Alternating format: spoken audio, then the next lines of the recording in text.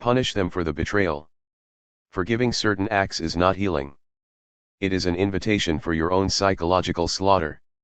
When you blindly forgive, you do not cleanse your soul. You simply hand the predator fresh weapon. There are 3 specific betrayals that fracture a human life. Forgive the first 2 and you lose your respect. Forgive the third and you lose your mind. Betrayal you must never forgive. The calculated extraction. This is not a crime of passion. It is a crime of mathematics. Judge a man deeply before admitting him to his inner circle, but once admitted to trust him completely. Loyalty is a structural pact. When a person executes a calculated extraction, they are revealing the brutal truth. You are not a person to them. You are a utility. You forgive it because the alternative is terrifying. You are telling them that the cost of breaking you is entirely affordable. You do not gain their respect through your mercy. The first betrayal attacks your resources and your trust. This next betrayal attacks the very mechanism you use to perceive the world. The betrayal of reality is the subversion of sanity. When you are betrayed by someone you fundamentally depend on, a parent, a spouse, a primary source of emotional stability, your brain faces a catastrophic conflict. You actively participate in your own gaslighting because the truth is too isolating to bear. This is not forgiveness. This is psychological suicide. When you forgive the betrayal of reality, you are handing over the master key to your mind. You catch them in a lie. No man is free who is not master of himself. You cannot be the master of yourself if someone else is writing the code for your reality.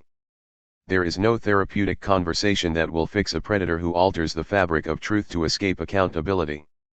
They do not respect your empathy. They study it to find its blind spots. When you encounter the betrayal of reality, you must respond with cold, absolute definitive action. You do not argue. Arguing shows them that you still believe their words have weight. You do not explain your perspective. You anchor yourself to the objective facts. If you allow someone to rot the foundation of your own perception, you will spend your entire life building castles in a swamp. The people who tell you to forgive everything are often the ones who benefit from your lack of boundaries. They weaponize your morality against you. But there is one final betrayal. This one does not attack your resources. It does not attack your sanity. It attacks the very core of your identity. It is the betrayal that sneaks in so quietly you do not even realize you are bleeding until you look in the mirror and fail to recognize the face looking back at you. If you forgive this betrayal, there is nothing left to save. The betrayal of essence, the parasitic assimilation. We have arrived at the final threshold. The first betrayal steals your resources. The second betrayal attacks your sanity. This third betrayal is lethal because it does not feel like an attack. It happens when someone close to you, someone you trust unconditionally, systematically attempts to assassinate your potential, your ambition, and your core identity simply because your growth makes them uncomfortable. This is exactly what happens in the betrayal of essence. Why is this the most dangerous betrayal? Because if you forgive this, you are agreeing to your own eraser. The betrayal of essence is not an act of grace. It is an act of cowardice. It is the refusal to accept the brutal truth that the person you love is fundamentally incompatible with the person you are destined to become. You must cut the rope. You must let them keep their comfort while you keep your destiny. We do it because we have been poisoned by the myth of the moral high ground. The delusion of unconditional forgiveness. After friendship is formed, you must trust, but before that, you must judge. We hand the keys to our minds to people who have not proven they know how to drive. You can look at a venomous snake, understand that it is in its nature to bite, forgive it for being a snake, and still refuse to let it sleep in your bed. You cannot restore trust with someone who committed a calculated extraction, a betrayal of reality, or a betrayal of essence. To do so is to defy the laws of physics.